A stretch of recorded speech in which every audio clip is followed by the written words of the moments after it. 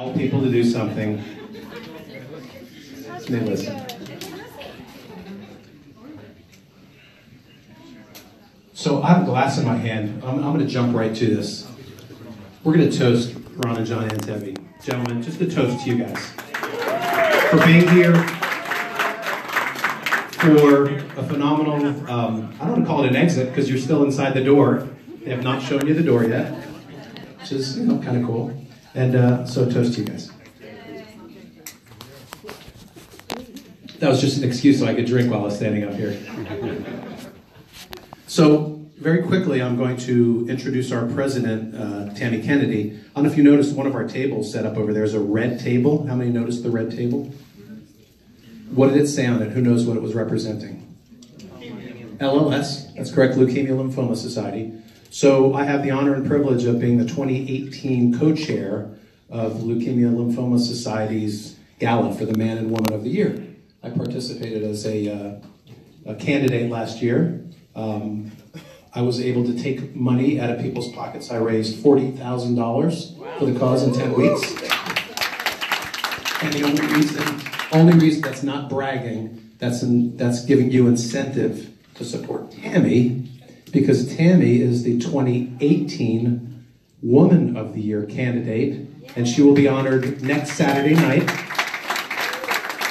So if you can find it in your heart and in your pocket, she has a very easy methodology, an app, in fact, sitting on her phone that you can donate tonight. So I'm going to encourage you to do that. So I want to take the opportunity to do that. Without further ado, Miss Woman of the Year candidate, our president, Tammy Kennedy. Thank you, Winnie. Thank you very much. So first and foremost, I just want to thank everybody so much for supporting us. I'd like to show, everybody raise their hand, how many people here in this room, it is your first event? Okay, all right, so take notice of that, guys. I'm doing that. Again, up. I want to see everybody. Okay. Yes. Good. So, well, we want to turn you into members. So, anyway, one thing I would like to say is that, SFTA has been a good friend of mine. I've been part of the organization now for 8.5 years. And I started out just doing golf tournaments, and all of us, this is a labor of love. We love this organization, and without all of you, we can't continue to support this organization. So become a member, support our events. Speaking of events, we actually have one next week, which is going to be my event for LLS. It is going to be a happy hour at Royal Pig, Las Olas, so not too far from here. So bring a friend, bring some office colleagues and support. It is going to be $50, but they're going to have plenty of food for 2 hours, and it's going to be happy hour. They'll give one drink ticket, but it's for a great cause, and we really need all the support we can get. The next event, I would like to invite Bob Fitz up. Of course, July, I know some people might have travel plans, but if you're going to be in town, you must come to SUPEX. So I'm going to let Bob Fitz take it over from here. Thanks, Tammy. It's much safer taking a microphone from you than Lenny. My name's Bob. Figured that one out. Huh? Yeah. And you notice I was cautious coming up here. So my name's Bob Fitz. I'm the founder and producer of the state's largest early stage conference. It's called SUPEX, the Startup Expo. South Florida Technology Alliance, which I'm on the board of, is our presenting sponsor. It will be July 26th down the street at the Convention Center. We expect 1,000 to 1,500 people from a couple dozen states and a half dozen countries. About a third of our exhibitors will be startups from all over the state and really all over the country. We'll have 100 or so exhibitors in total. We start off with an awesome forum this year called #WomenForWomen. We're trying to make it the largest gathering of angel groups, seed series funds, and VC funds in the United States that are devoted to female founders and entrepreneurs. And it's followed by a variety of programming of interest. We have a healthcare innovation panel, a social innovation panel, a cannabis panel this year that's going to be presented by High Times Magazine, and a couple other really interesting things. So you can learn more on our website. I think there's something probably in your chairs, but it's sup-x.org. It's cheap, and that's on purpose. We want it to be accessible. So we'd love to see you there, and thanks so much. Thanks, Tammy. Thanks, Bob. All right, great. So without further ado, I'd like to, go ahead. Our sponsors. I would like to thank our sponsors. So if you're one of our sponsors, of course, Citrix, our own Chris Fleck, Gold Coast, 2 Degrees, Markham, and IT Palooza, and Brown and Bigelow. Can you all stand up? So we'd like to give you a round of applause. Again, like I said earlier, we cannot put on these wonderful events to learn and connect our community in the technology area without your support. So if you're looking to sponsor the next event, SUPEX, we still have tables, we still have sponsorships. Please see Bob. Bob, raise your hand again in the back of the room before the end of the evening. And so without further ado, I would like to invite Chris Fleck up. Chris Fleck, of course, is on our board, and he is one of Citrix's own. So without further ado, Chris, come on up. Thank you.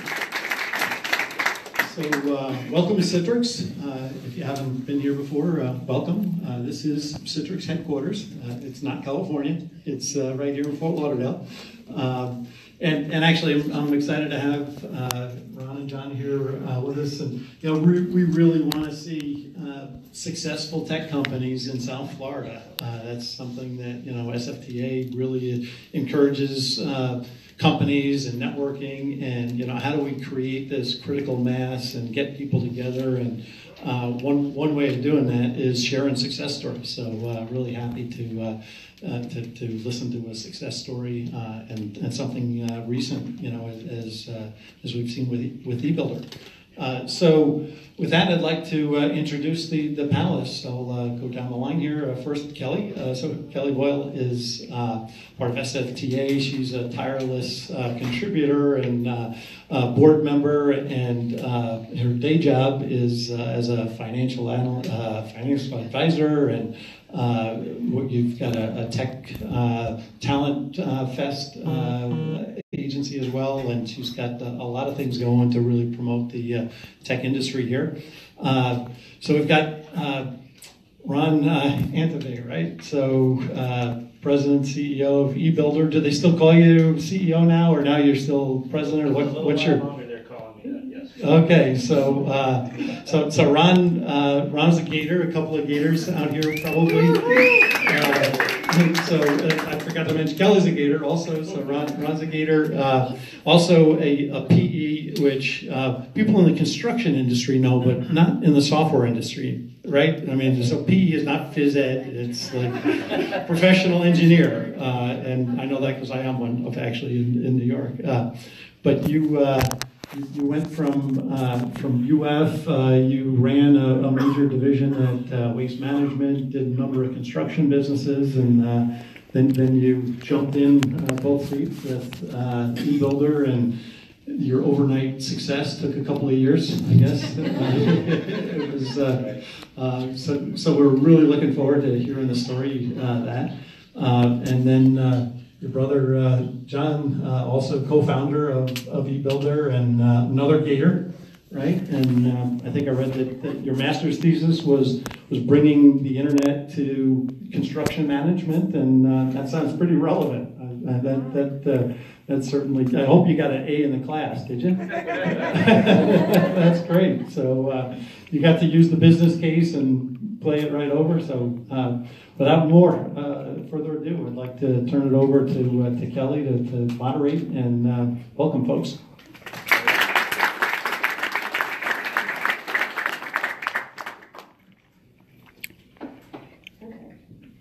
Well, thank you all for coming. And first of all, I want to thank everyone for being here today. I also want to thank Ron and John as well for being Gators, because I'm also a Gator fan. I actually grew up in Gainesville, so it makes me like a Gator twice.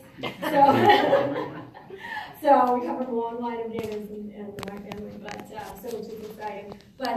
So I'm honored to be able to interview you and kind of learn about the story of eBuilder from you both. Well, first of all, because of the Gator connection, and second, because I'm also an entrepreneur at heart and so forth, so I appreciate that. So first of all, we'll get started and talk a little bit about like the beginning days of eBuilder, and this is where I feel like I can kind of like relate, starting at the University of Florida, and interestingly enough, I noticed that Ron and I share a common, a common passion, which yours is music and club scene, and me too. Back in the day in Gainesville, since I wasn't allowed to be a bartender in a club, I had to figure out another way to get my way in. So I painted murals in nightclubs and was a promoter for nightclubs and things like that.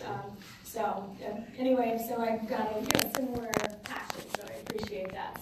But anyway, let's chat a little bit about how you transitioned from DJ extraordinaire and wannabe firefighter to where you are now. So I put up a picture of Ron as DJ and DJ first. Well, there was no transition from DJ to e-builder, but I realized that the music business is fun and everything, but I couldn't make any money at it, which is kind of similar to John writing his master's thesis. But so I said I'm going to go out and get a real job, and I went to work for Waste Management. I spent close to 10 years in that business, and I learned a lot about operations and construction, and then kind of 98, I decided to join up with John, who had started the business in 95. Maybe you want to talk about how you got started there. Yeah, so I guess that picture was part of the Fire Rescue Association. So it was a club, about 100 students, and you did everything but fight the fire. And the way that I met and got involved in this organization is a professor who was a public information officer for Gainesville Fire Rescue, a gentleman by the name of Stu Schwartz. And those of you who went to UF may know the name, but he taught a class called Exceptional People.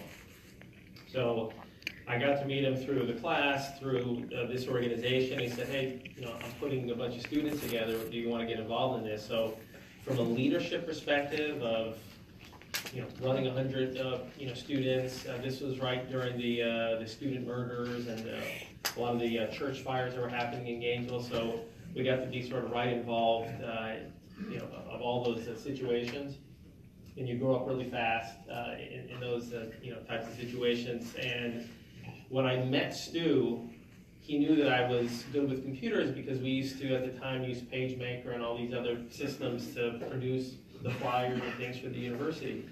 So the big turning point there is he said, hey John, I'm going after a sabbatical to convert all of my lectures from the acetate, the black and the overhead projector. I don't even know what they call it anymore. Light projectors. Overhead. Right, the overhead projectors that Judy. To PowerPoint. And he said, can you help me write this sabbatical? So I helped him write it. He was one of the ones that was selected. And I got paid $12 an hour to go and convert all his lectures over 2 semesters. And we had access to what I used to call the candy store. And it had every computer and every piece of software you can imagine. And that was right. The internet was becoming hot, commercially, especially in the educational space as well. So that's what started the journey of really this exploration of using technology. So I'll end by saying when I got into my master's program after architecture, Stu was on my committee along with a few others, and that's what turned into my master's thesis became the business plan. What was your major? I was an undergrad in architecture. I actually got a bachelor's in design, and then I could have gotten a master's for the, to finish the degree, but instead I got a master's in construction management. We grew up in and around the construction business, and our family was in construction, and we thought and from the young age, we thought we'd graduate and eventually do something together, start a business in construction. So that's why I pursued civil engineering degree. John pursued an architecture and construction management degrees. Of course, didn't turn out that way better, but we didn't get into construction per se, but that's how we got there. So how did you transition from college and some of these kind of like thesis and some things to we're going to start e-builder and we're going to do it together?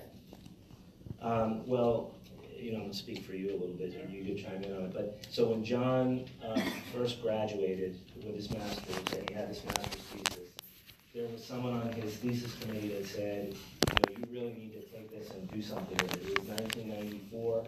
1993 is when Netscape came out with a web browser. So we're dating ourselves here. Wow. So 1993, the internet, as we all kind of think of it and know it, really started to become commercialized. So it was way, way, way ahead of its time.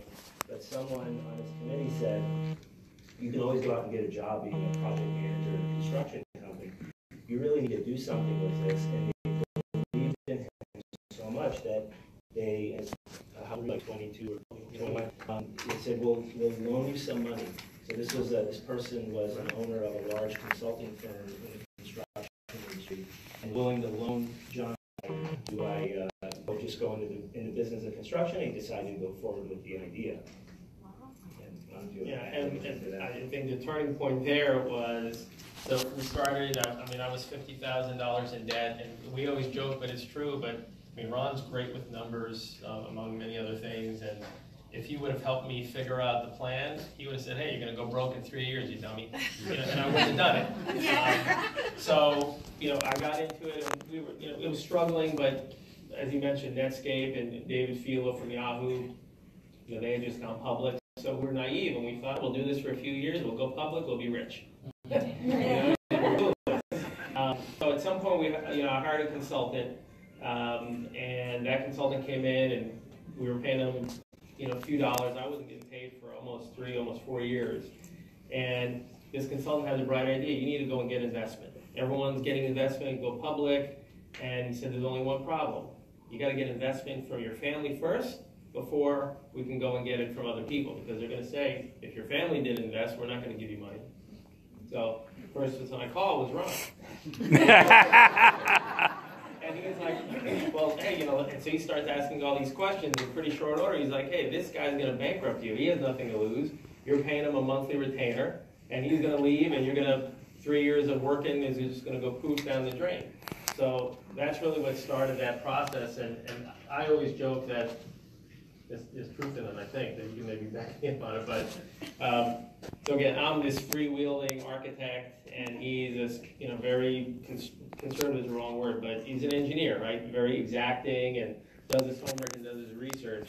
And why would he come over to this fledgling company? And I think the joke was, well, he's like, I just got divorced, sold my house. He went from waste management, became president of another company. That company was doing stuff shady behind the scenes. So he's like, I got to get out of there. So he truly had nothing to lose as well. The advice he gave me was, you have no money, so you can't lose that. You have a beat up Honda. It's paid for, like 120,000 miles on it. And he's like, the worst comes to worst, you just go back and get a real job and move in with mom and dad until you can get another place. That was like the best advice he can give me. And I was at the University of Florida. I actually spoke at the graduating class at the Rinker School. My professor, who sent me off 23 years ago, is now the director of the school. So he said, look, can you say a few words to the graduating class? And one of my comments to them was, make bold moves early on. Because that was the best advice that my brother gave me then. This is a lesson learned, is if you have nothing to lose, you're in good shape. That was one of the secrets. That's true. It's the best time to start a company. Yeah. And then we joined up, it was around 98. And John, like you said, John, for 3 years, he worked without drawing a paycheck, literally. And so he would get, back in those days, the internet was so new and construction industry is so slow to adopt technology, to say, that they didn't understand what was going on, but we wanted to sell them software and all the things we were doing. They said, we don't understand any of that, but hey, could you come speak at our association? We'll pay you money. Tell us what this internet thing is all about. So they would invite John to come speak early on, and they'd say, we can't pay you, but we can. Sometimes they would pay a little bit of money, a few $100, but they'd say, we'll pay your travel. So John would take, John would have a flight and a hotel and food and all that, and he'd submit an expense report. They'd give him a check for $1,000. He put the check in the bank account, pay the rent for his apartment, and then he'd run up the credit card and just keep those expenses on the credit card. So that's literally like, it was by the skin of our teeth, making it happen early on, but we finally started to get going. By 99, things were on the shaping up. So then what did the original team look like? So it was just the two of you always working at eBuilder, or when did you start hiring others? So early on, it was John, a couple other people. Our first employee, James, is actually still an employee with the company 23 years later. He lives up in Gainesville. And then, in the first few years, we grew to, was it like maybe 10 or 15 people, would you say? Yeah. We used students to try to save money. We did things like, whatever we could do to just be efficient and grow the business at the same time. I think one of the pillars of, we've always been very focused as a company, but we were not focused in the beginning, but it paid the bill. So when we tell people about project management online, people didn't understand what that was, but they understood that they needed a website. So we would do a lot of website development. And at the same time, Ron used to come home with this magazine called Engineering News Record, and if you're in the construction industry, it's like the Time magazine of the industry. It's about 400,000 distribution every week. And I would always tell them, boy, the minute someone writes about doing anything about what we're doing on the internet, then we're going to go out of business because the idea is going to be stolen. And again, it's so naive. It was really all about execution. It doesn't matter what people would write about. And then there was an article about winter park construction, actually out of Orlando, funny enough, going online. So I called up the editor. I saw the article, I was petrified, called up the editor who wrote it, Judy Schreiner, and said, hey, it's not about a brochure online, it's about online project management. And before I knew it, I was calling my parents to say I need money to go get a ticket to New York City.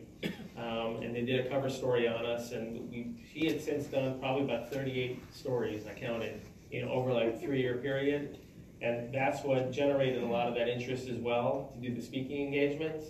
And from every time we would speak, then that's how we get all of our leads. So it's free marketing. So the good news was it sort of kept us going by the skin of our teeth until we were at such a point where we stripped away everything else, which is another big turning point that we had down the road. Awesome. So now, just curious, as you're trying to build a team and trying to build a company at that time, like did you go knocking door to door to try and find, let's say, construction companies, or where was kind of like the market that you were going for? Was it Gainesville? Was it South Florida? Or where did you start trying? The market was national, so we were going after anyone, and we were looking at the time at large contractors, so we were anywhere in the U.S. And we, as John said, a lot of the speaking engagements would generate some leads. But back in those days, it was, you were really looking for a needle in a haystack because you have to find someone who's really willing to take a chance and buy something, pay you money for something that no one else is doing, and a better way. So in those early days, it wasn't about selling somebody on a better way. The people we sold early on, they really sold themselves, that there was a better way. And we had to find them. So, I mean, we got our first real customer was WSC was in '96. Yeah. And they're still a customer today, believe it or not. But yeah, they were forward thinking, and they looked at the ideas of the things we were doing and said, this is something that could help our industry and help our projects. So it was hard early on. Yeah. Now, just curious, as we're talking about kind of technology and construction and all that kind of. In two different fields, do you feel that you're more of like a tech company in the construction industry, or more of a construction company in the tech industry, or how would you kind of describe your platform and how it works from that perspective? And then just curious how that worked, as far as, let's say, were you trying to promote in which type of industry? Sure. So we're really a technology company, but we are, one of our differentiators is that we have deep domain experience in construction. I think you see now a lot of vertical software companies that try to differentiate by saying they have domain experience. That's what we did early on. We always said we were construction people. This is what we know. It's what we grew up in. We married that with technology, but we were a technology company more than a construction company. Share that. So our industry, like many, frankly, are slow to adopt technology. And I think a lot of the money that came in during the dot-com boom and then the bust helped us, this slow adoption of technologies. So all that to say, it's people and process. So we had a lot of challenges on the people and the process side. The technology was, I won't say straightforward, but sort of X plus Y equals Z, and it does what it does, but getting the people and the process figured out. And in our industry, think of all the people that come together on a construction project: architects, engineers, contractors, end users. There's thousands of people that are involved. And on the projects we're involved with, even back then, It could have been a $30 or $50 million water wastewater treatment plant. It could be $1 billion data center for Facebook. They're doing 30 of those now, so $30 billion. So there's thousands of people that all come together, and when they finally figure out how to work together, the next project comes along, and it's different people again, different construction company. So you got to get everybody on the same page to say, what's the process of how we're going to process documentation and invoices and issues, make sure we have the right people to buy into that, and oh, by the way, here's a technology tool that's there. That's awesome. Now, so as you were mentioning, and I agree with your advice that you said about, in the beginning, try and fail fast so that you can succeed in the future, succeed faster. So just curious, let's talk a little bit about some challenges like that you had growing the business. What would you say were some of the biggest challenges you had with eBuilder? Well, in growing it? I think that early on, there's numerous challenges. So you're dealing with the fact that we weren't well funded, so we didn't have enough money, can't make a lot of mistakes. We were trying to figure out the product market fit. So we had a product we thought was good, but was it good enough to sell to enough people for enough money where we could have a real business? And then we didn't know how to sell. So and this is a common issue that you find in technology companies is you come out with a technology and you think this is awesome and everybody should buy it, and I'm going to just tell everyone about it, and they're going to be lining up and giving me their credit cards, and it's going to be great, and you realize that it doesn't work that way, not even close. So it was challenging to figure out how do you sell, and especially we're out there trying to sell construction companies or today we sell these large owner organizations, and how do you get in the door, how do you pitch what you're saying, how do you get people to pay attention to what you're doing, and ultimately write you a check for some amount of money. So those challenges all combined make for a difficult time early on in the business. We get a few breaks here and there, but I would say those were the big challenges: sales, product market fit, and just having no money, no funding. And it could stare at you right in the face sometimes. So for the first 3 to 5 years, I was on a plane about 250 days a year. I remember it was I'd be in 4 cities. I'm fluent from Indiana today, but back in the day, I was like, well, let me see how many cities I can be in one day. And presentations, and I was doing the typical show up and throw up when it comes to technology. Let me show you what this button does. Let me show you what this button does. And to Ron's point, the people that bought from us were the ones that were smarter than we were at the time. They knew their problem that they had to solve, and they were smart enough to hear what we were showing them, to connect the dots and say this system can help. So it was very painful, and I'm going to give a little plug to Georgiana sitting here, but Ron got me a sales coach at one point, which he met through Vistage, or which was Tech at the time. Some of you may know Bernie Cronin, who's up the street here. I think he's doing semi-retired now, but he changed our life, because he would come in and say, well, I won't go through this whole thing, but we know that buyers are liars, as they say, right? They come in and they take you through a whole process, and I'd go and give them a presentation, and okay, send it, great, this looks like it could work for us. Send me a proposal. And you write a proposal, and they're very responsive, and then when you finally give them everything they would need, they're out to lunch, on a safari, they never hear from them. So, one of the key things that he taught me, there were a lot of things, but he said, John, you remember when you were a little kid and you played with your brothers? What did you do a lot? I'm like, I don't know, we played around, guns and robbers, cops and robbers. He's like, no, you pretended, right? I said, yeah. He said, so the next time somebody throws an obstacle in front of you, say, you know what, Georgiana, let's pretend, somebody would say, do you have a data center in Virginia? No, we don't. Or does your software do X, Y, Z? Well, hey, Georgiana, let's pretend I had a data center in Virginia. What would you want to do as the next step? And if they were lying, which most of the time they were, then they try to throw some other roadblocks. I would just keep pretending it all away, and you very quickly figure out this person is not truthful. They're never going to buy. So his thing was get a lot of no's, quickly get to know, and you get a lot more yeses. So things like that really change the trajectory of our organization, among other things. But the sales piece is one that we lived, and you learn the hard way. Definitely. So I completely get that. My first job was sales, and so I get it.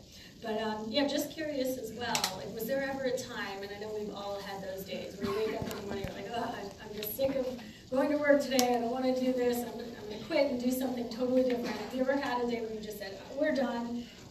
You know, with regard to eBuilder, do you ever think that there would be a time where, and then what made you say, wait a minute, let's take a step back and rethink this and let's continue on? Well, yeah, I can think of something specific for me. So around, there was the dot-com heyday, the 90s, all the way through early 2000, and then the dot-bomb that happened. And there was a period of time where, 2000, 2001, where if your name began with an E, if it ended with a .com, if it was anything like that, people would hang up the phone before you got the words out, the name of the company. So we couldn't sell to save our lives. I mean, nobody wanted to talk to us. And we started this, I started wondering, okay, and then I even had people who were good friends of mine who were usually believing in me, were like, are you starting to, you know, shape up your resume? Like, what are you gonna do when this thing blows up?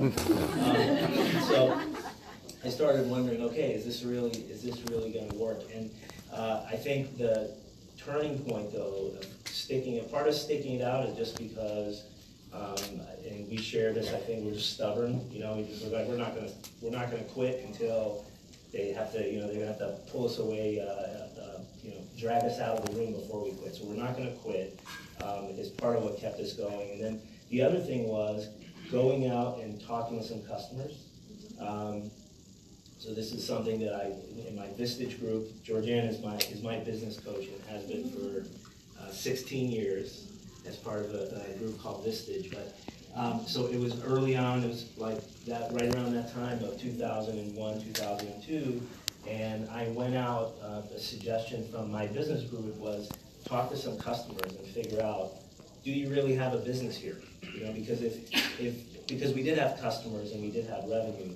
And that was, and even though I had interacted with customers, it was a different way of talking to them. I went into customers and I said, I'm not here to sell you anything. I just want to understand why you bought our product, what you're doing with it, why do you use it, how do you use it. It was almost like I was a research person, and I would kind of say that. And people didn't believe me, you know, because of my role. They're like, okay, you know, this is the third question is going to be, he's trying to sell me something. But it was true, and they realized after a while. So I heard from these people the real value they were getting from eBuilder and how it was changing how they did business, and that was what kept me going at that moment in time. I was like, okay, this is going to be fun. You know? Yeah, and it sounds so basic, but so many people don't do it. And we've, you know, over the years, we've had a lot of tech startups, especially in construction, come to us and say, can you give us some advice? And there's one company, I won't mention the name of it, but they're doing about $1 million in revenue. It's two gentlemen. That's it. And they've generated $1 million. They haven't done any marketing at all, no selling. It's just sort of by word of mouth. And they want to come and spend all this money to increasing the product. And our first question is, why do you want to do that? Well, because we've got to do all these other things. Well, who's telling you have to do all these other things? Well, you know, this client wants that button and that button. I said, okay, but you haven't even gone out to sell to the marketplace. Imagine if you actually made an effort to sell, you can take that $1 million and turn it into 10 million. And it's, you know, they sort of look at us, and they're smart guys, and it took a while to sink in to say, you know what? So the question I asked them was, the people that are spending $1 million a year collectively, all your clients, why are they doing that year in and year out? And after his answer was this high-level marketing speak nonsense. I said, so I kept drilling down, peeling back the onion, and you know, Ben and Hunter, they figured out right away, like, okay, we get it now. They didn't have the answer. I'm like, go back to your clients and ask them, why do you pay $50,000 a year for our product?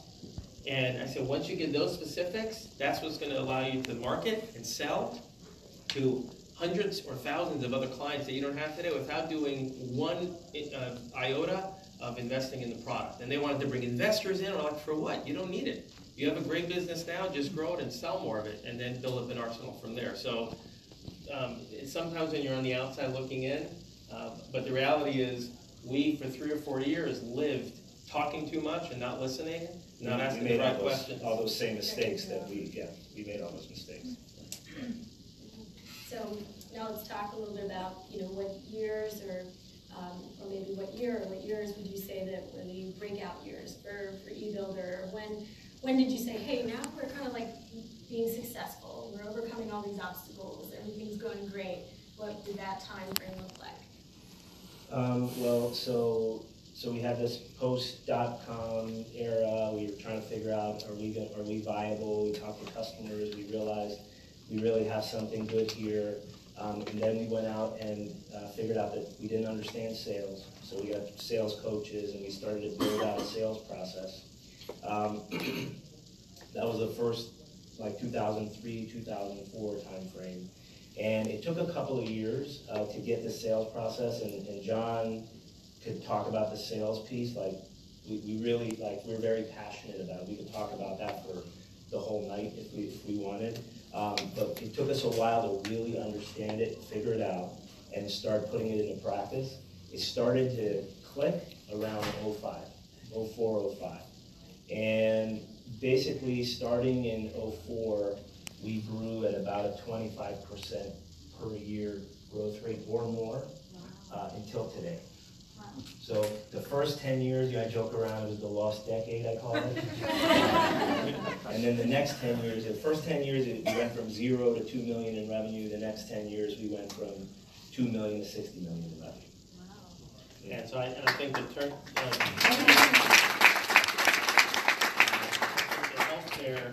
So one day Ron came and said, have you ever heard of this company called the Documentum? Documentum, yeah. I'm like, sort of. He's like, yeah, well, we're doing $2 million in revenue, like we are, and they were just bumping along and trying to sell all these different industries, and they focused just on healthcare. And over 3 short years, they grew up to 10 million, and from 10 million, they went after other verticals, and then they sold to EMC Squared for $1 billion. So we need to do that. So we would get in these, and Ron and I did not get in a lot of arguments, like in all these years. Pretty amazing, when we look back. But one of the few that we had an argument, if you can call it, was I was petrified. He said, we can't sell contractors anymore, we got to go to owners. And we can't sell owners in all these different verticals, we have to pick different verticals. And we're just going to pick one, we're just going to sell hospitals. So think about this, we're bumping along, barely scratching by, and now all the leads that we were getting, he's like, we're going to ignore all those. If it's not a healthcare owner, we're ignoring it. So think about that. We were petrified. So we get in these arguments. Oh, we're gonna go bankrupt tomorrow. And we're barely making any money. I mean, we're not like, at that point we were drawing a salary, but we're barely making any money. And we said, okay, we are literally going to ignore everything that is not a very specific profile of a kind of hospital system, which there are 800 of those targets in the United States. So we said we're only going to sell 800 targets. We're ignoring everything else. And John and everyone in the company said, how are we going to survive? We're going to be bankrupt in a year. And of course, the opposite happened. So because we said we're only focusing on these, we got really, really good at understanding healthcare and hospitals and what their needs are in construction and all this stuff. And we sold one, and then we sold another, and then before you know it, it was getting easier because we would talk to a healthcare owner, and they'd say, well, what do you know about my industry? And we'd say, well, have you ever heard of HCA? Well, they're our customer. This one. And they'd say, okay, we want to talk to you. Come on in here. And at least we started to get more and more meetings. And then over about 6 or 7 years, we got to the point where, like today, 1 out of every 6 hospitals in the United States uses our software. Wow. So we're like hands down the dominant market player in the United States in healthcare. And so where that helps is when we get into a competitive situation and our software is not inexpensive. I mean, it's expensive. So, and sometimes we just sold a deal recently. We were 5 times the cost of our competitor, 5 times the cost. And they bought our software. Because do you go with the person who has 1 hospital and you're going to be their guinea pig of how they learn about healthcare, or do you go with a company that has 1,000 hospitals who really understands the business? So things like that are what helped us along the way. So when you think about scale, we had 2 or 3 individuals that were basically cold calling and inside sales. that were trying to address all these different industries and different terminology and different objections. And we went to just healthcare. We developed a book, 20 or 30 pages of every objection. There was about 20 common objections in healthcare. And we had every response written down. We figured it out, down to the gnat's ass detail. And it was amazing for our sales team and for us to see, my gosh, like, well, it was night and day to understand that. So focus really does that in a big way. And until you see it, you can't explain it, to people until you actually live it. And that really helped us break out on the healthcare side. Yeah. So also, as you're, growing the business now, just curious, is there any competitors that you had out there? I know you was at Documentrix. You said that you mentioned or something that you consider a competitor. They weren't a competitor. So who is they were a company you tried to model after. Well, the competitor has always been for us, it still is today, it's the old way of doing business. So the people we sell to are not displacing an old system. They're usually using Excel spreadsheets and things of that nature. Yeah, so that's our true competitor. And then but in the market there were, and there still are, a number of competitors that we are up against. We never modeled against any of the competitors, though. What we modeled against were really successful SaaS businesses. So we looked at Salesforce as an example. So Salesforce started in 2001, I think, and we were a very early customer of Salesforce, I think 2002 or 3, and we learned from what they were doing. We saw how they would sell us, and we would learn from that, or how they would deliver their software.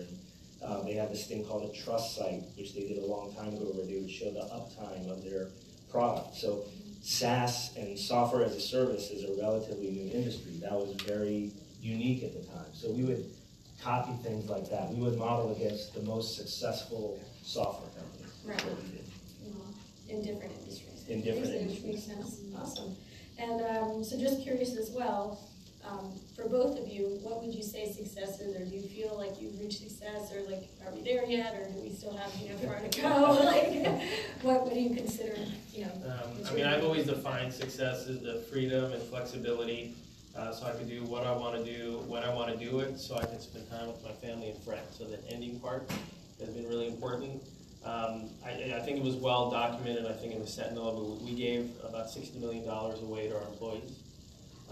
Some of the early individuals, which we haven't named and we won't, but that are not in the company, that helped us get started. We also, showed up at their doorstep and gave them some nice news, and that felt really good. Like that day, we'll never, forget. And you hear all the stories of, I wanted to send my kid to a good school, now I can. My mom has cancer, and I can get a better treatment.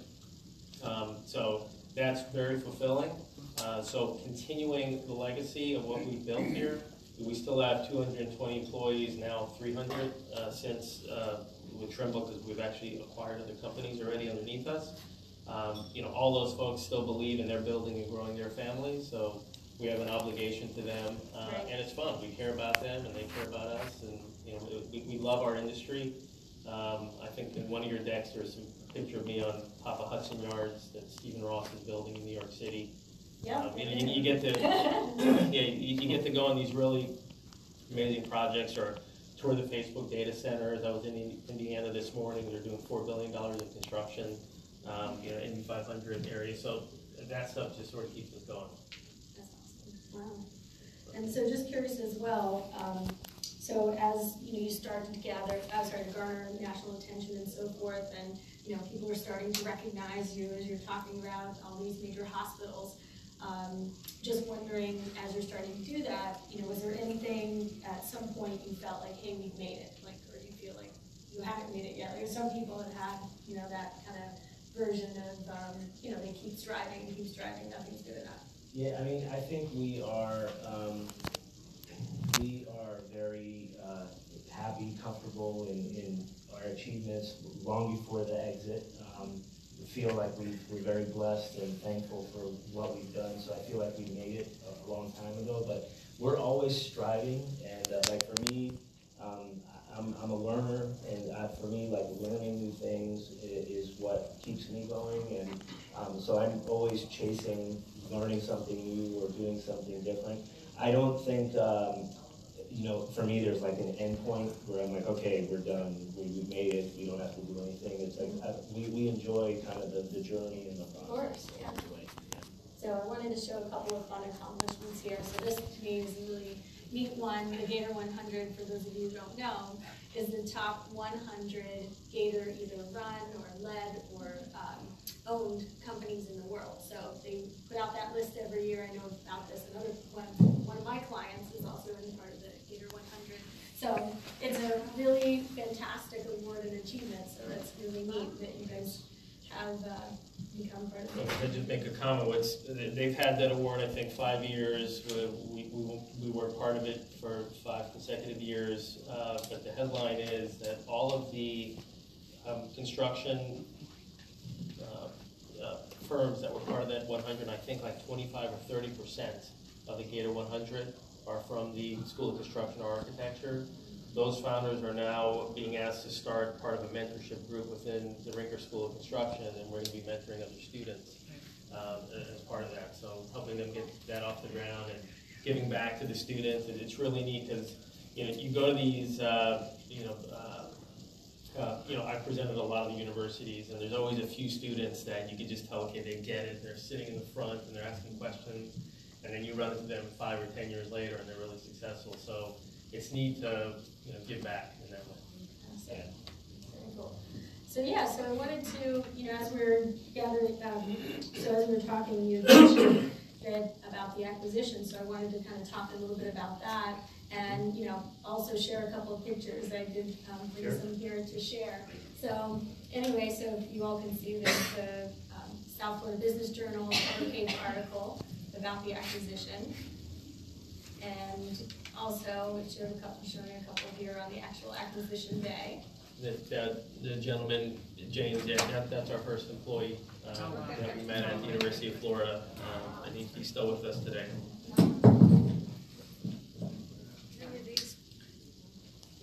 If you go back one, that's I think our executive leadership team, Chris Bell, VP of Marketing, Rafael Santos, who used to work at Ultimate. Yeah. Right?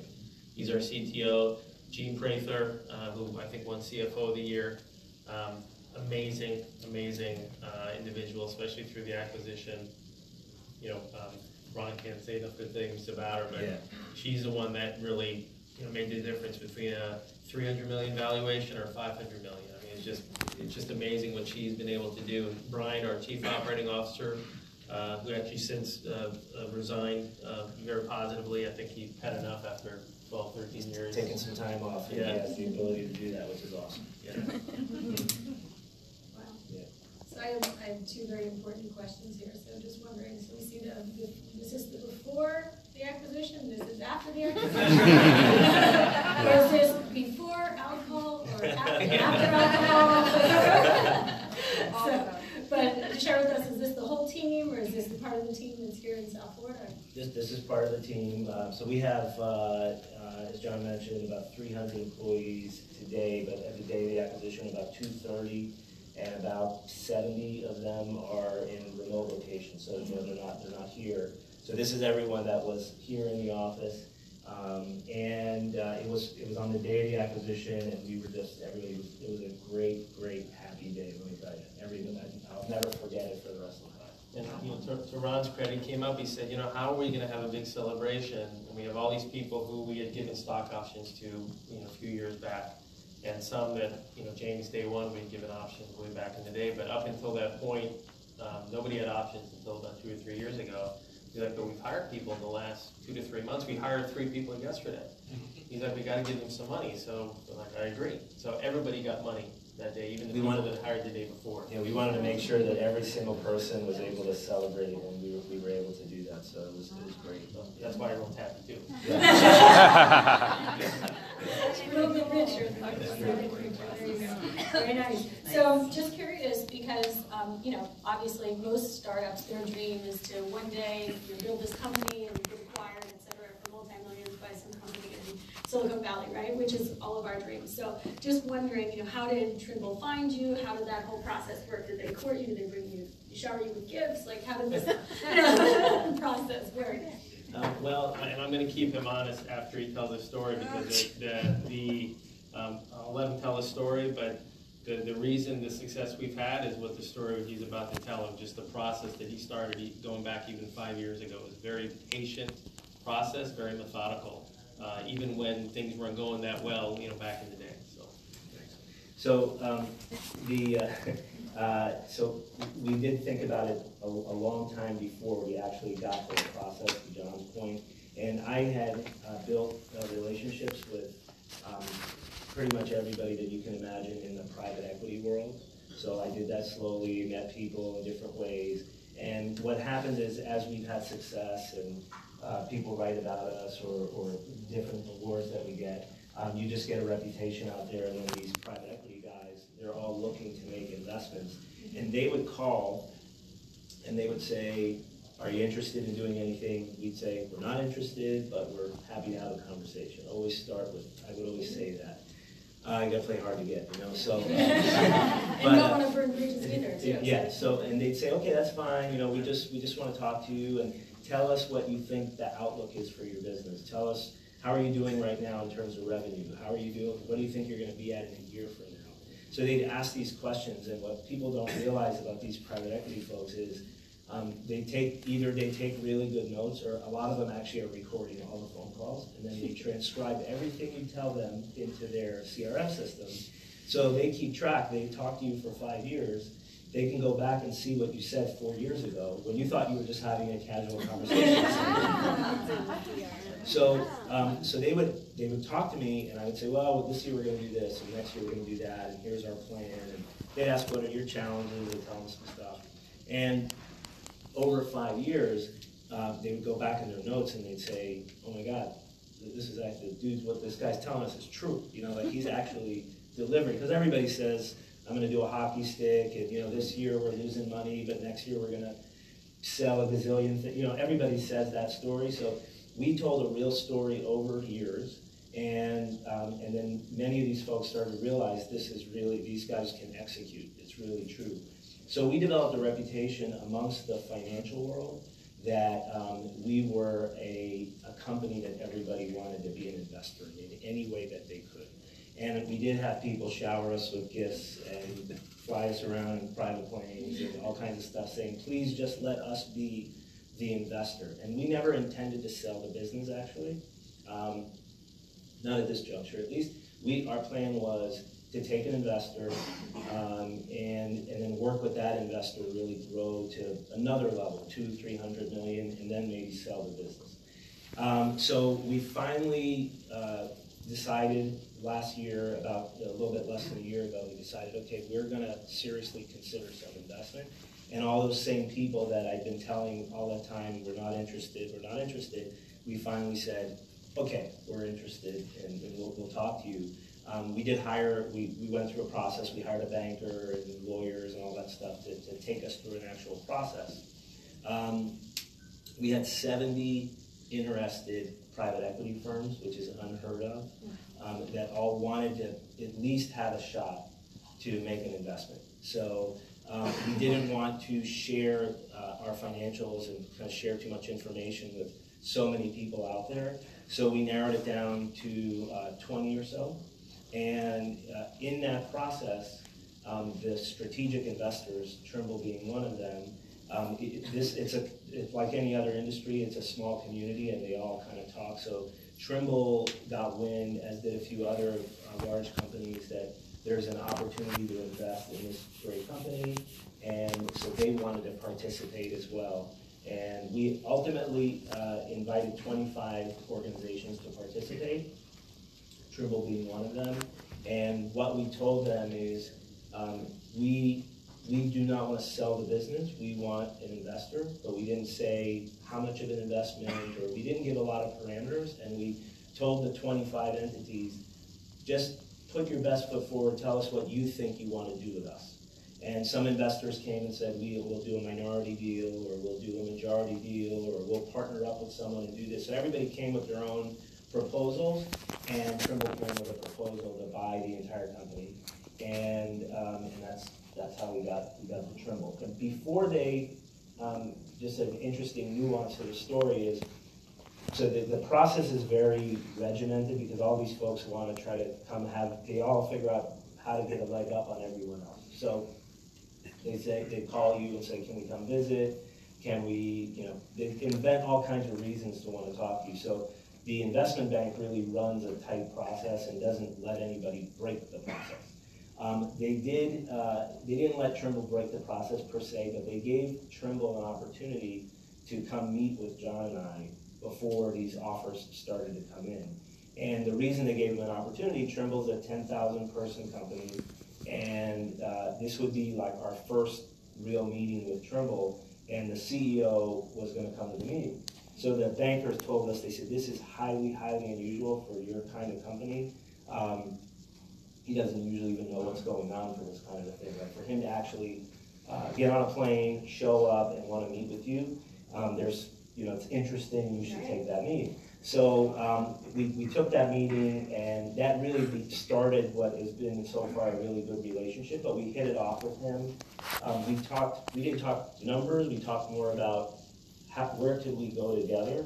And John and I left that meeting, and I remember we both looked at each other and we were like, oh, that sounds pretty good. This idea of what we could do together sounded great, and that's how we went down the path. Otherwise, we would never have even entertained. If Trimble just made the offer, we would have outright said we're not even considering it. So now, how does the partnership work? Like, is it now completely a Trimble company, and are you guys going to retire tomorrow? And how's this going? Yeah. So in that meeting that was a 2-hour meeting. At the end of the meeting, Steve, the CEO, said, he looked at us both and he said, so are you in it? What's your plans? You're going to probably be able to do whatever you want after this. What do you want to do? And we said, no, we're in it, and so on. And so we talked about that for a while. And the bankers told me afterwards, they said, the reason he got on the plane, he's in Silicon Valley, the reason he came was to look at you in the eyes and ask you that question and see if he believes that you really want to be in this business, because they need you guys to be in this business. So it sounds like a good type of partnership. It's a great partnership. They wanted us to be involved. They've told us post-acquisition, so they own the entire business. We don't own any of the business anymore, but they made it clear right out of the gate, you guys know what you're doing. We don't want to mess up what you're doing. We want you to keep doing what you're doing, and we just want to stay out of your way and just keep delivering those kinds of results. And they've been true to that. I mean, it's been really a great partnership so far. Yeah. Awesome. So.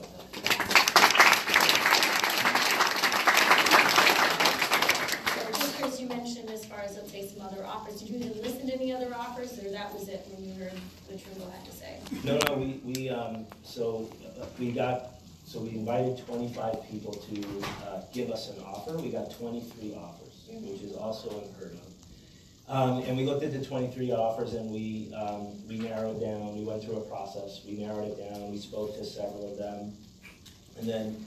But as we kept talking to Trimble, it felt more and more right, and then it was right around Christmas time. We were actually on vacation. I was on vacation, and when I made the deal, while I was on vacation, and we were like, we're going to do it. John and I talked, and that was it. Yeah. And sometimes you take the luck 2-3 days before the bids were due. Oracle, who was a competitor in our space, gave us a gift, and they bought one of our competitors for $1.2 billion, which was 10 times revenue.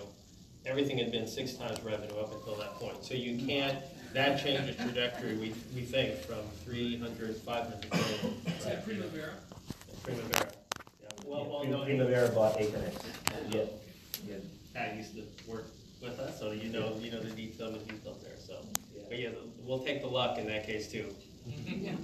Yeah, so one last question, and we'll turn it over to the audience to ask a few questions. So just curious for you both, what's next, for both of you and for eBuilder and so on? Are you planning to move to Silicon Valley? Are you sticking around here to help build up, South Florida tech community? Or, what are some of your thoughts? Yeah, so we're not going anywhere. In fact, I was going today, we were looking at office space. We're expanding our office. We're going to be growing here. For John and I, and John, you could chime in on this too, but We're definitely involved in the business and going to keep on running the business into the foreseeable future. We have a big plan, 3-5 years out, hopefully to triple or quadruple the size of the e-builder business over time. So yeah, so we're just kind of having fun and continuing to run the business. That's great. Yeah, for us, there's a few things. Personally, I love to sell and I love to win. I love to compete, so that's always kept me going. I travel almost every week, and people say, "How do you do that?" Because I never know who the next person I'm going to meet or the next project we're going to be involved with. So there's that unknown.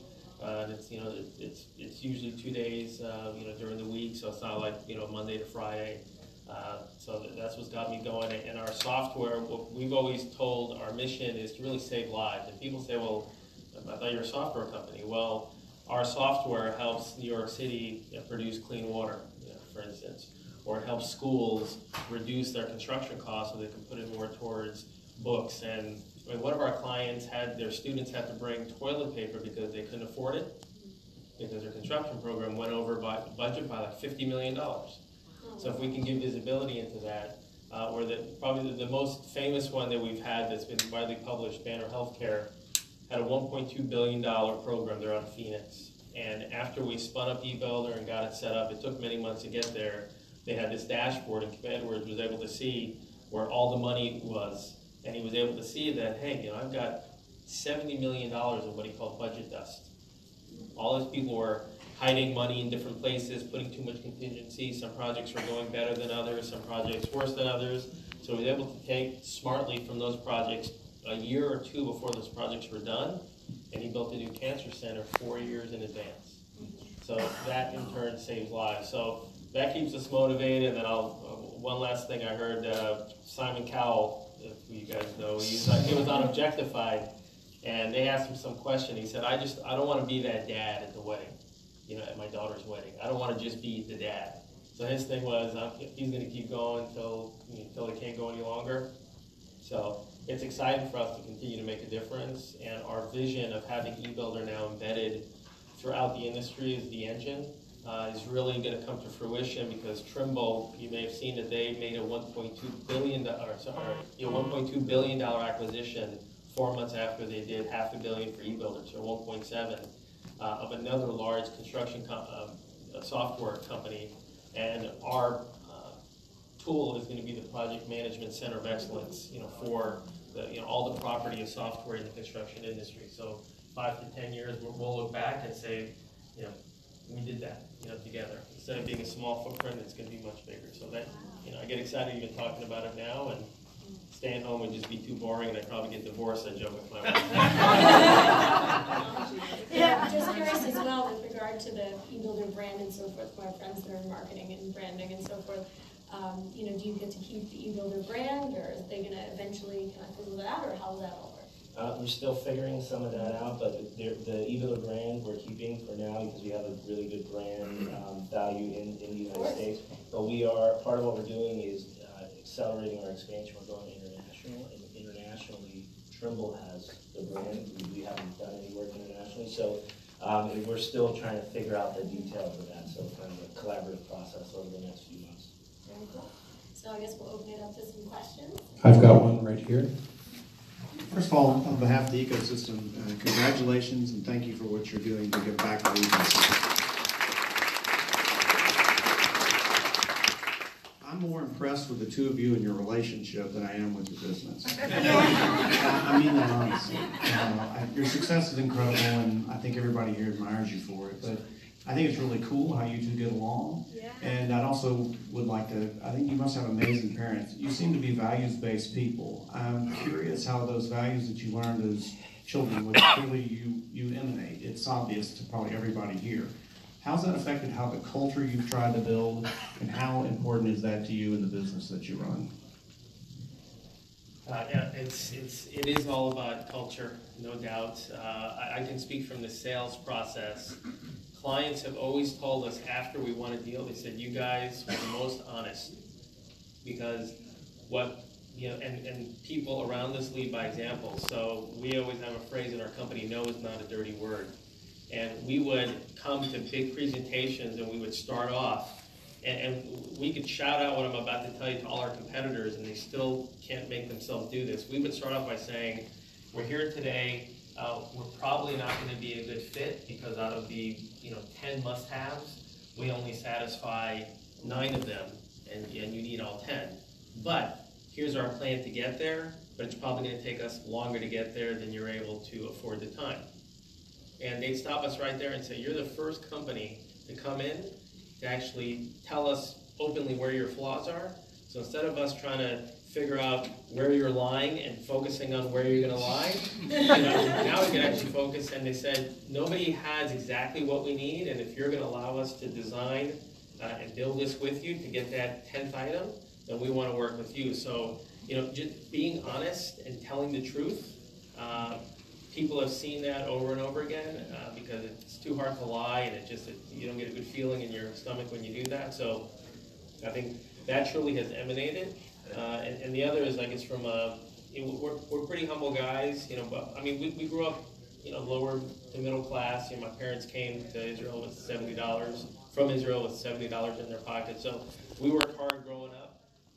So we never forget where we came from there, and we couldn't have done it with everybody else around us. So just being very respectful and very humble. And I think it probably comes from my dad had a bunch of employees, actually a family that did upholstery, and we worked alongside them, the Williams family, black family for years, just amazing craftsmen, and they really helped put us through college, if you will. So, just being very respectful and appreciative of those around us, I think people have just copied that, and I think it's served us well. Do you have anything to add? Yeah, I would say that is part of our values are strongly permeated through the business. And then when we sold the Trimble, we asked a lot of questions. We wanted to make sure that we could retain those values because we know that's why we're successful. And I'll tell you about the brothers thing of getting along. We actually have 2 other brothers. And we joke around, we love them to death, but we joke around, we could not be in business with them. But yet, 20 years, and we don't argue or anything. It's a great relationship. See, you can tell you're not from New Jersey, because my brother would lie, and I would swear to it. So it's a different effort. I saw another hand here. So for John, how did your experience in music help you build a software business, in particular, like being on stage in front of an audience? I mean, I see this really common, like, CEO of Magic Leap's in the band, the best software engineers at Citrix are in bands, but is there a difference between, a musician and being on stage as well? So just doing it right? So, I mean, I never went to school. I was never in the debate class. I was never an on-stage kind of guy. It just sort of one day I got thrust up on stage because I was in that article. They wanted me to start talking about things. So, both Ron and I played piano since we were 7. He played guitar. I picked up the ukulele. So, I think it's just hobbies for us now. But I don't know, maybe you could say on the creative side. I've had a no fear. Ron would always say, look, I need you to figure this thing out. So if there's no structure, maybe like music, right, where you could just sort of ad-lib along the way, I'd figure it out. And then he'd come afterward and say, okay, here's what worked, here's what didn't work. And then he'd turn it into a process, and then we can repeat it and scale it, moving forward. And I'll add to that, I don't know if the music connected to the stage thing so much as the music. They say music and math are all interrelated, and I think there's something there. I don't know exactly, but I did hear Vista Equity Partners, which is one of the largest private equity firms in the very, very successful private equity firm, and the CEO of that firm, when they make investments, they're a very data-driven company. They look to see the founders have musical background. Because for some reason they have correlated musical background. They've correlated to more successful businesses. I don't know why. Really? But, yeah. Just we'll like take drummers, it. So. real musicians. Software is always pilots and musicians. Yeah. So I would ask the SFTA if they would allow John to put on a presentation at some point on sales and the science of sales and the psychology of sales. Being a former eBuilder employee, we had sales training every morning from 8:30 to 9, and I came as a white or green belt and came out as a black belt, and it was quite an experience to learn, from John. John, I just want to ask if you can expand on what you talked about with Let's Pretend. I don't recall that in all the training I went through. So, and the other thing I really teach to people now is like, and I talk to customers and they think I'm crazy, but you'll know this is, let's just, what if you guys just did nothing? What if you just, keep with the status quo? What would happen to your company? So if you could expand on those two things. Yeah, I think there's a lot of little tidbits, but one is listening. If we're in a meeting and if I'm talking more than 20 or 30% of the time, then I'm losing. But the clients will tell you what they want to, how they want to buy at the end of the day. Sort of the takeaway or going negative. We have, so Ron talked about people using Excel in our industry quite a bit. And I'm thinking about one of the large universities in New York City, George Candler, I think Rockefeller University. And he came in and the first 10 minutes was him showing us this amazing spreadsheet. It looked like a piece of software. He was telling me how great it was, and I'm thinking to myself, what the hell am I doing here? Why am I here and buying software, trying to sell them software? And so I'm thinking, if you feel it, say it. So I'm like, George, this is the most amazing piece of software that I've seen developed over Excel. Why in the world would you want to move from what you've customized over to eBuilder? Now, what sales guy would say that? And he said, well, the reason why you're here, he said, thanks, it's a great program because I built it. He said, but I'm retiring in 2 years, okay? And I want to leave a legacy behind. He said, when I leave, no one's going to know what the hell, who run this thing, because I built it. And I said, okay, but I kept going negative and saying, yeah, but it's still very flexible. You can have people just enter data in any one of these fields. What do you mean a lot? So you clarify the wishy-washy words. Again, I'm on autopilot and stuff. So if you say anything that's not exact, I'm going to go back in and ask more questions. What do you mean a lot? Happens a lot. Well, it happened 10 times last year. And what, you had $5 here and there you were off? No, like 50,000. Wow, so you're telling me that $5 million you were off? Yeah, that could be. And we're going into the biggest construction program we've ever had, in our history. Wow, so that could be double that amount of money? So now I've just got my return on investment for him to say, all right, I'm going to charge you $500,000, but I'm going to save you $5 million or $50 million, whatever it might be. The funny part of that whole story was at the end, Rick Quigley and I put a demo together and showed up the following, 2 weeks later and said, here's your spreadsheet, but that's now an eBuilder. And Rick calls me up. He says, John, I can't get his spreadsheet numbers to work in eBuilder. The numbers are different. At first we're thinking something wrong with eBuilder.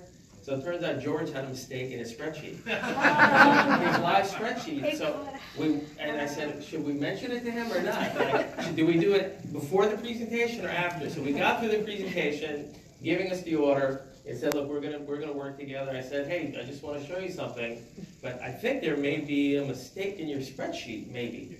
And he had this look, that can't be. So we walked over and we showed it to him, and he said, that's why you're here.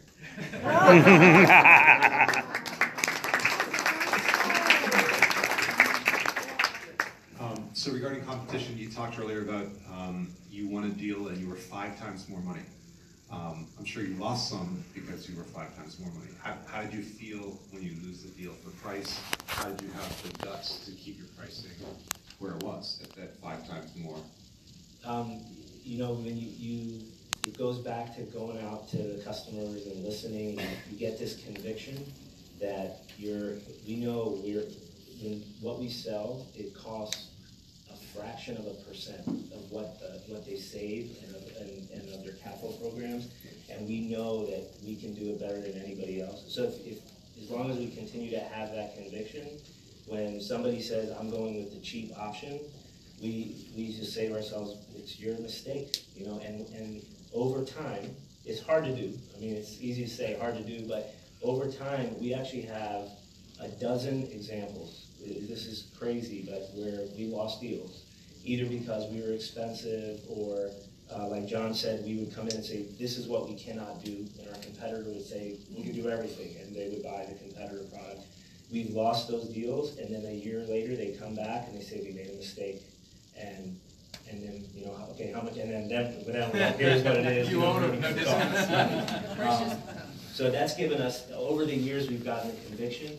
In the first times, it's really hard to do it, but you just you gotta have the belief system, and I've gotten that by talking to customers. Is how I got it. And you tell people it is expensive, and then I would pause if it doesn't work, right? And I would tell people a lot, if price is the only thing that you're comparing us to the others, we're probably not a fit.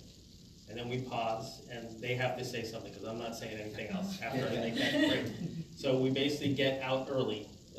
So early on, if they're asking about numbers and price, and if price is the only thing you're looking at, we're not going to be a fit. And they have no choice at that point to say, well, it's not the only thing. Well, what else are you looking at, and why is it important?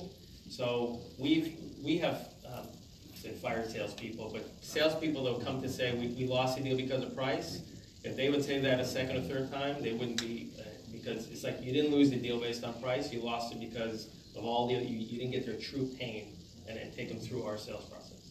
And what happens in a lot of organizations is you start focusing on price and features, and then your whole company is just not focused on the right stuff, because a salesperson says, oh, I have this really great opportunity, but they want to pay half of what we sell it for. Or they say, I have a great opportunity, but it's missing these 5 buttons, and if you build these 5 buttons, so the whole company sits around and starts talking about all the wrong stuff.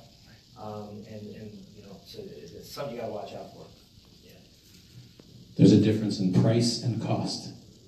How much the price is, but what's going to cost you. That's right. My best Phil Donahue here. Somebody has to ask this question, right? So did being in South Florida influence the company at all, limit you at all in terms of positions you were looking to fill, or influence your growth at all? Just kind of curious. Andrea, since I dressed it, I was actually thinking of asking that. So somebody has. Well, I think some people say, oh, if you were in Silicon Valley or wherever, a market like that would have been better. Maybe in some respects, we would have been able to hire people, more people or different skill sets. But I think, looking back, I think being here has been a blessing. I think there's a lot to be said in a market where there is an ecosystem. It's good that we're building an ecosystem, but not a Silicon Valley. I don't think it's so healthy to have so many companies. I like a market like Florida better, where you can stand out and you can offer something to employees. You could go out of your way, and for the employees, it's differentiated. It's a lot harder to do in Austin or Silicon Valley or New York. So I think it's been helpful. Now, on the flip side, there are certain positions, like for example, our VP of marketing.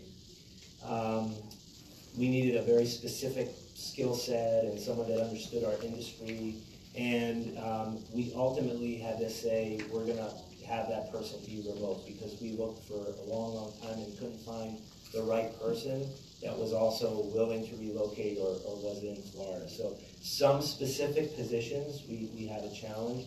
And now we have hired people from Silicon Valley. We've had people relocate here from all those markets where there are a lot of technology companies. It's gotten easier to do that now. But in the earlier years, it was very hard to do, because if you are a talented person in Silicon Valley and whatever skill it is you have, and you move all the way to the other side of the country and that job doesn't work out, well, what are you going to do now? Whereas if you stay in a market where there are a lot of choices, you have the choices. So that's the challenging part, which is it's really exciting now that we are building more of an ecosystem and there are all these companies here, is people aren't as scared to come here because they have choices. Yeah, and I think just to build on that, when we started, James Kaza, for example, when we couldn't pay his salary, which happened a few times, a week or two delay until the check came in, if he was in Silicon Valley, I just have to imagine he would have had his pick of the litter, right? But instead he was in Gainesville, there was nothing going on there. Thankfully.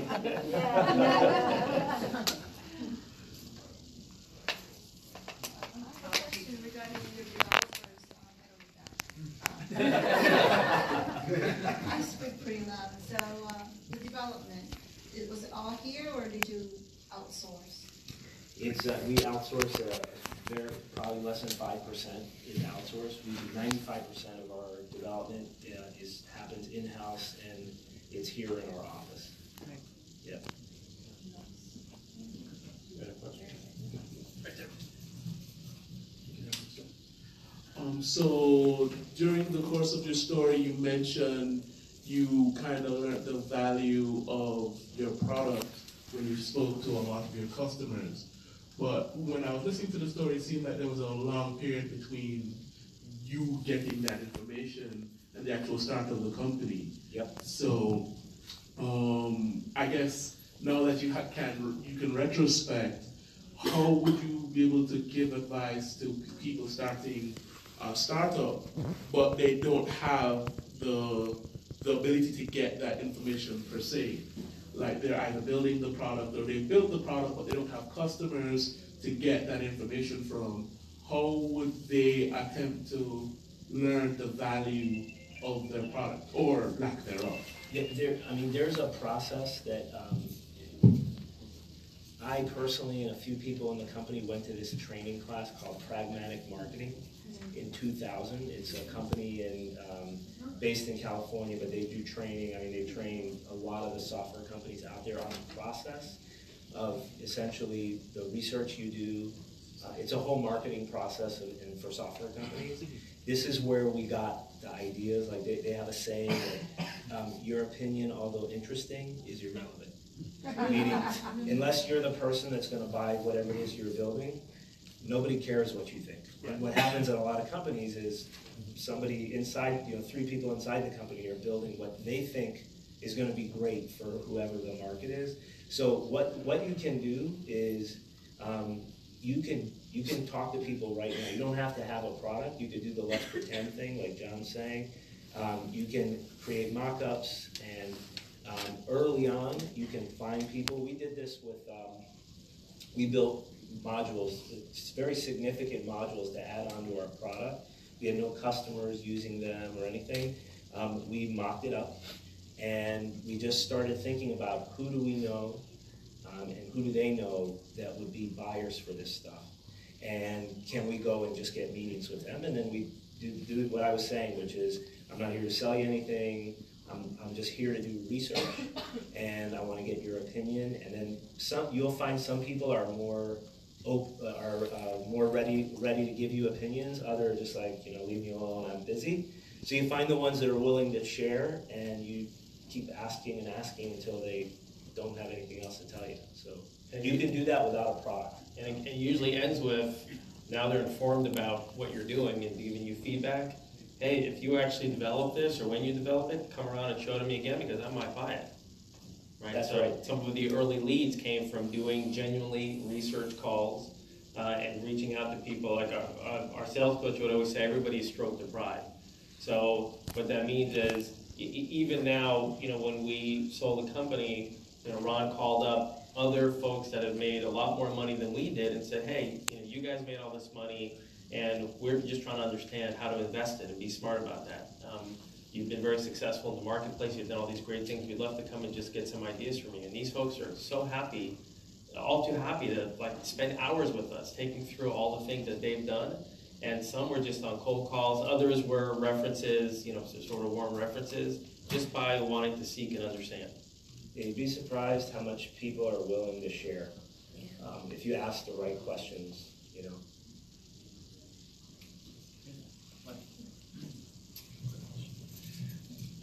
Thank you. As a SaaS company, are you owning your own data centers? Are you co-located? Are you in the cloud? And to follow up on that, since a lot of your customers are moving from Excel into your product, when did security really become an important piece of the sales cycle or your process? Mm-hmm. So we started out having our own data centers because this was before Amazon or any of that stuff. We didn't even have a data center. Early on, we had servers in a closet. We had, the sprinkler that we put plastic to make sure there was ever a fire, it didn't ruin our server. So, and then we graduated from there to co-locating in AT&T data centers, and then eventually we migrated to Amazon, to AWS, and that's what we do today. And then on the security question, we actually are ahead of many companies in the SaaS environment when it comes to security because of the nature of our clients. They're either large healthcare institutions, so that all the HIPAA stuff, even though we're not managing patient data, they would treat us as if we were. And then we have large governments. So for example, the Port Authority in New York, if you fly into LaGuardia uses our software to manage that entire project. Don't blame us. It's going to be beautiful when it's done. But so they worry about terrorism, right? And they worry about if somebody got their hands on the plans and the design of these facilities, right? They could do some bad things. So they put us through the ringer in terms of security. So we do deal with that quite a bit. Yeah, I think even prior, if you go back 10 years prior, the question is, how are those drawings distributed today?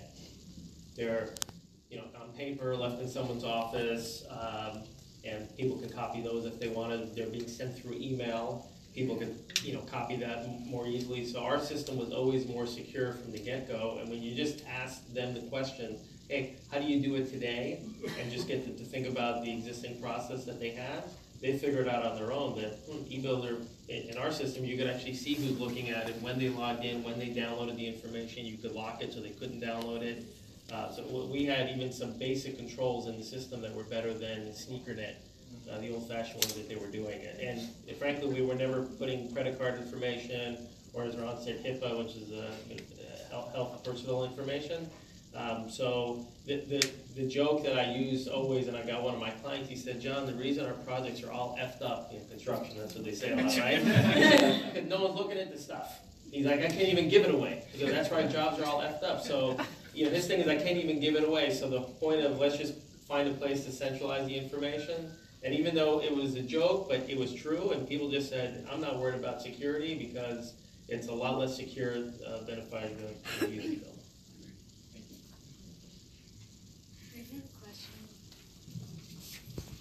Just a quick question. I was thinking about it when you were first starting out in software, being in software. Were your first customers a little nervous to do business with you all? Because if you went out of business, who supports their software, right? Yes. So I was just curious how you overcame that objection. So we used to get that one all the time. Yeah. And then there's different things we did. We would put the software in escrow. And and SaaS companies had to do this, so this was an initial way to overcome that objection. We tell people, if anything happens to us, you call this company and you get the software. So we would do things like that. We would build a feature that allowed them to download their data every so often. We'd say, okay, if anything happened to us, you get the data. So early on, we had to do things that way. And then the minute we started to get some customers, and the customers were on for a little while, then we start to lean on. When someone would say, well, what happens if you go out of business? We'd say, well, look at this company, this company, this company. They've gone through their research and realized that we're safe and all of that, so you're going to be safe too. But we had clients that made us, we had to go show them financials. They wanted to see, how much money do you have in the bank, and things of that nature. So it was hard early on. These days we don't get that. I mean, obviously now with Trimble we don't, but even prior to Trimble, the last probably 5 years, we get it a little bit, but not much. Yeah, and nowadays if somebody asks, I was just in Indiana at this health system, and there's always IT folks, and they don't like SaaS for the most part because we're sort of taking away what they used to do. But they're asking all these questions, and my response is, the last 100 other healthcare systems that are just like you asked that same question. And you know what the answer was? And I make them answer. So in other words, why are you asking me such a stupid question? So in front of your boss, you can do the one thing, or you can do what 100 other healthcare systems have already done. So we have fun with it. I mean, if you're not having fun in sales, if you haven't figured it out, you're not doing it right. Calling your buyers stupid.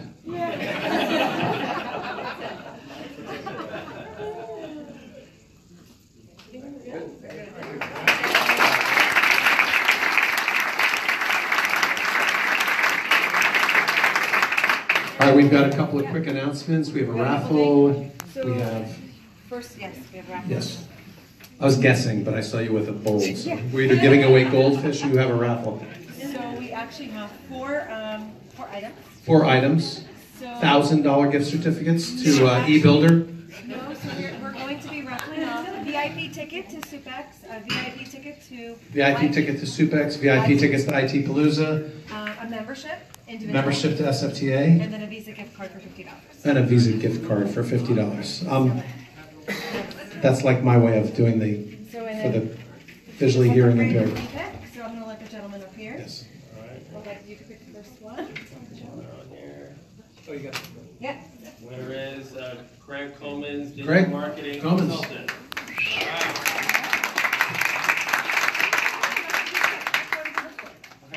Any, meeny, miny.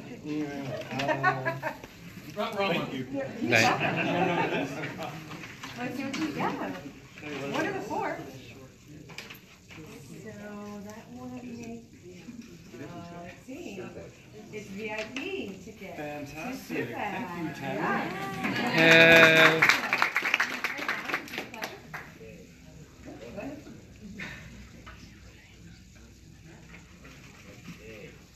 James Steppen, way back in Hoffman. Esquire. Yes. Names? Did he Must be leave? present to win. Yep. He's not in the restroom because I just saw. He just stepped out and went to the bathroom. Went to the bathroom. Is he here?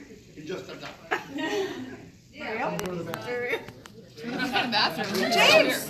James? Stephen. James? Is that him? Alex? Oh my God. He planned that. He planned that. He totally planned that. You guys got better luck than me.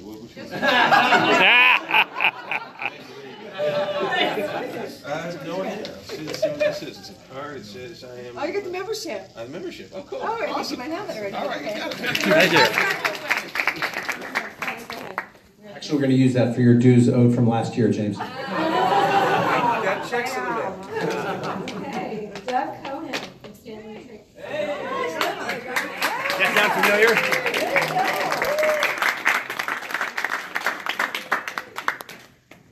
You guys are definitely thick. Which one? A lot of pressure. Okay, which one's this?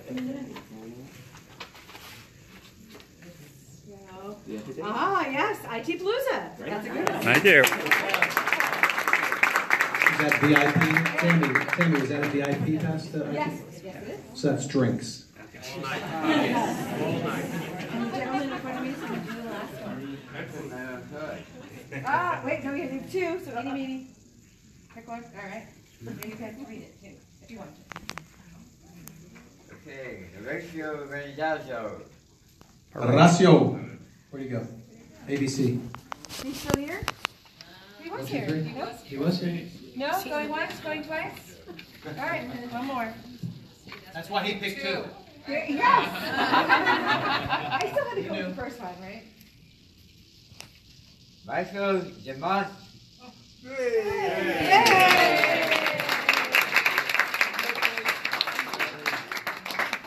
You get to pick one, Michael. Tough choice. Yeah. I think I'll go with this one. Visa gift card.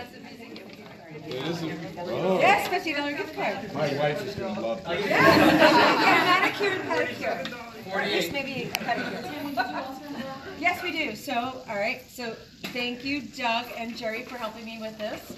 So, we did a 50-50 raffle for the Leukemia and Lymphoma Society. And so, whatever we raised, which is how much? Actually, $220. Oh. So, somebody here. Wait, I'm wrong. Whoop, she's No, wrong. Whoop. I'm wrong. I've got $420. Oh, slight difference. $420 in my So that would be half, really. Yes. So 210. Yes. Okay. I need a $10. So, somebody here. So which brother wants to pick? Salesperson. Ticket number, right? 686021. Hey!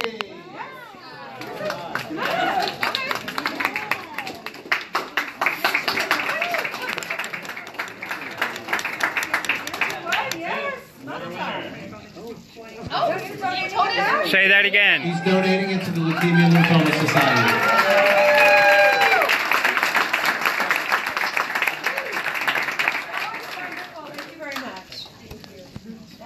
Wow. Getting closer to your $10,000 goal, Tammy. Yes, thank you very much. So, and everybody's going to come on Wednesday next week, Royal Pig, if you can make it. So, thank you. I would like the board to come up so we can take a picture. And real quick, Alex asked me if I would talk very quickly about the MiamiGetMyInterns.org. There is $4.6 million in grants to pay interns. So anyone interested, please see Alex, the Funk Master. Thank you, Lenny. See you in July at SUBEX, July 26th, Broward Convention Center. Another big thanks to Citrix. Hey, picture Chris and all your team here. Thank you.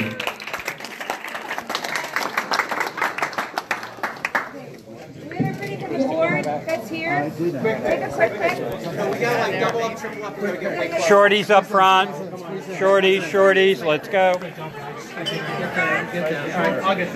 Thank you guys. Oh, hold on. Get down. I'll get down, but I'll never get up. She's coming on. She's gonna make sure. Good to see you. I'll talk to you all later. No, she's not getting down. Alex, come in close. Hey. Does it work? Here we go. See you Monday. 3. Do it.